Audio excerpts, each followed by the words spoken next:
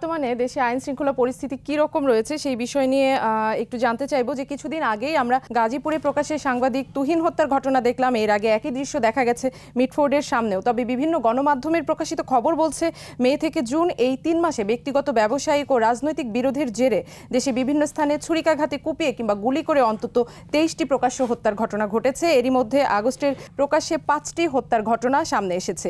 এমন একটি পরিস্থিতিতে দাঁড়িয়ে বাংলাদেশের আইন শৃঙ্খলা পরিস্থিতি কি এবং আপনি কিভাবে বর্ণনা করবেন, এবং একজন সাধারণ নাগরিক হিসেবেও পরিস্থিতি কতখানি স্বস্তিদায়ক? মোটেও স্বস্তিদায়ক না। তার হলো গিয়ে সব থেকে বড় একটা কারণ বলি, দীর্ঘদিন যাবৎ আমাদের যে পুলিশ বাহিনী ছিল তার তো সে আসলে জনগণের রক্ষক ছিল না, তো সে ছিল হলো একটা ফ্যাসিবাদের রক্ষক, সে একটা ফ্যাসিবাদের ভ্যানগার্ড ছিল।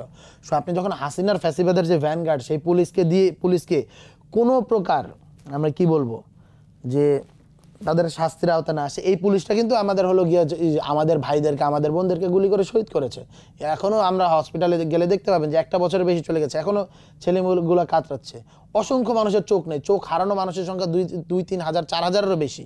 আমরা বিভিন্ন জায়গায় বিভিন্ন স্ট্যাটিস্টিক্স দেখতে পাই, মানে সংখ্যাটা এত বেশি যে আমরা এখন পর্যন্ত সেটার সংখ্যাটা প্রকৃত সংখ্যাটা কি সেই জিনিসটা আসলে নির্ধারণ করতে পারিনি। শহীদের প্রকৃত সংখ্যা এতদিন পর্যন্ত নির্ধারণ করা যায়নি, এত প্রযুক্তি এত কিছু থাকার পরেও।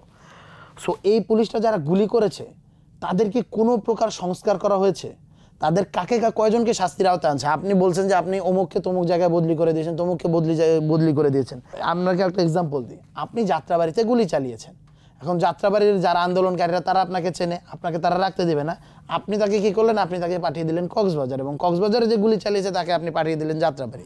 এই যে ওসিদের পরিবর্তন বা হলো গিয়ে এখানের ভিতরে এসপিদের পরিবর্তন, এগুলো করে করে জনগণের কাছে একটা আইওয়াশ করানো হয়েছে এই ইন্টারিম গভর্নমেন্ট, এবং তার ফলেতেই আসলে এই যে পুলিশের প্রতি মানুষের শ্রদ্ধা চলে গেছে, এবং এই পুলিশরা আসলে তো হলো গিয়ে এই গভর্নমেন্টের প্রতি কমিটেড না। আমি একদম সোজা বাংলা বলে